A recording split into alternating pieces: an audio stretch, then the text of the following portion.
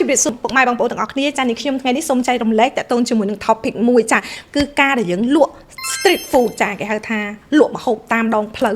គឺជា profit margin ធំមែនតើចាព្រោះដោយសារតែខ្ញុំនិយាយថងខ្ញុំមានមិត្តភ័ក្តិរបស់ខ្ញុំលក់នៅតាមដងផ្លូវហ្នឹងគឺច្រើនខ្លាំងមែនតើហើយគាត់បានកែប្រែជីវិតរបស់គាត់ហ្នឹងគឺច្រើនគេហៅថា360 degree តែម្ដងចាអញ្ចឹងគឺមិនថាយើងមើលទៅគឺ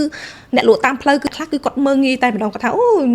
មុខមាត់ប៉ុណ្ណឹងដែរលក់តាមផ្លូវប៉ុន្តែបងកុំភ្លេចលក់តាមផ្លូវគេហៅអត់ល្អមើលទេតែល្អហូបចាព្រោះដោយសារតើមើលគឺចំណេញច្រើនហើយភ្ញៀវច្រើនមែនតើហើយអ្វីដែលសំខាន់ហ្នឹងគឺពេលល្ងាចហ្នឹងគឺយើងមានពេលវេលាតាំងពីព្រឹករហូតដល់ល្ងាចហ្នឹងគឺយើងអាចបំពេញការងារអីផ្សេងបានហើយល្ងាចឡើងគឺជាចំណូលបន្ថែមរបស់យើងនិយាយអ្វីខ្លះដូចជាពងទាកូនដូចជាប្រហិតចៀនដូចជាសាច់អាំងដូចសាច់អាំងបែបចិនសាច់អាំងបែបខ្មែ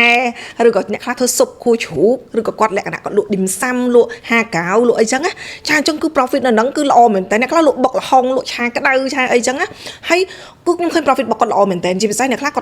គាត់ចេះរបៀបដុតគោដុតអីចាដុតគោដុតអីហើយគ្រឿងសមុទ្រអាំងអីគឺអូយលក់ដាច់មែនតើពេលល្ងាចពួកអ្នកខ្លះគាត់មកពីខេត្តគាត់មកធ្វើការនៅភ្នំពេញឬក៏គាត់មករៀននៅភ្នំពេញអញ្ចឹងពេលគាត់ចេញពីធ្វើការមកគាត់មានអារម្មណ៍ថាគាត់ខ្ជិលទៅតែដាំបាយអីវិញអញ្ចឹងណាអញ្ចឹងគាត់មកឡៃហ្នឹងគាត់ញ៉ាំអស់ 5,000 10000 គឺគាត់បានឆ្អែតអញ្ចឹងគឺគាត់មិនបាច់ចាំចំណាយទៅធ្វើអីទៀតទេទៅដល់ផ្ទះគឺគាត់សម្រាប់យកហ្មងចាហើយបានឆ្ងាញ់ទៀត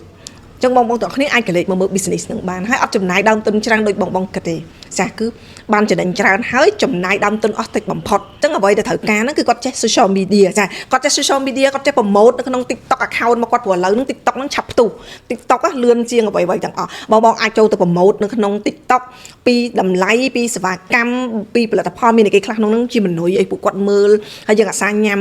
review មុខបាំងឬក៏ធ្វើម៉េចឲ្យគាត់មានអារម្មណ៍ថាសក់ទឹកមាត់ឬតែខ្លះវិញគាត់ញ៉ាំបុកល្ហុងឬក៏គាត់ញ៉ាំភ្លាញ៉ាំអីមកទៅទំនងខ្លាំងមែនតើធ្វើឲ្យយើងអ្នកមើលហ្នឹងលេបទឹកមាត់ចាអញ្ចឹងគឺខ្ញុំចង់ឲ្យបងទាំងអស់គ្នាឬក៏បងប្អូនដែលគាត់ចង់រកចំណូលបន្ថែមគឺគាត់អាចចាប់ផ្ដើមសាកល្បងជាមួយនឹង business មួយហ្នឹងចំណាយដើមទុនតិចគ្រាន់តែត្រូវការជំនាញតែប៉ុណ្ណោះជំនាញក្នុងការលក់អ្នកខ្លះវិញគាត់លក់ពងទាកូនអញ្ចឹងគាត់ចេះធ្វើនៅទឹកម្រេចគេហៅថាគេចេះធ្វើអំបិលម្រេចឆ្ងាញ់ធ្វើខ្ទឹមជ្រក់ឆ្ងាញ់ហើយយើងចេះជ្រើសរើសពងទាកូនហើយរបៀបស្ងោរ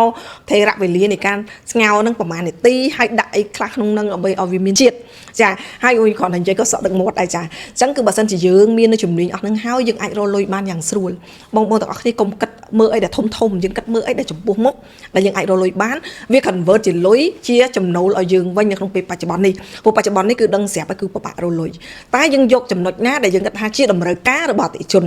យកមកធ្វើឲ្យបានលុយភ្លាមតែម្ដងអញ្ចឹងបងគ្រាន់តែរកទីតាំងណានៅសម្រាប់ផ្ទះឬក៏នៅតំបន់ទីប្រជុំជនណាដែលយើងអាចទៅនេះបានតែយើងអាចទៅជួលគេ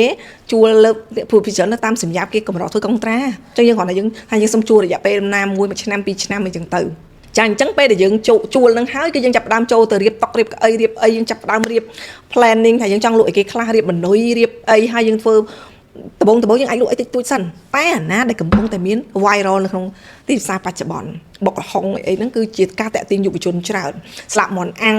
របៀបថាប្រហិតចៀនអីចឹងណាគឺជាអ្វីដែលតាក់ទាញអតិថិជនមែនតើតាក់ទាញយុវវ័យ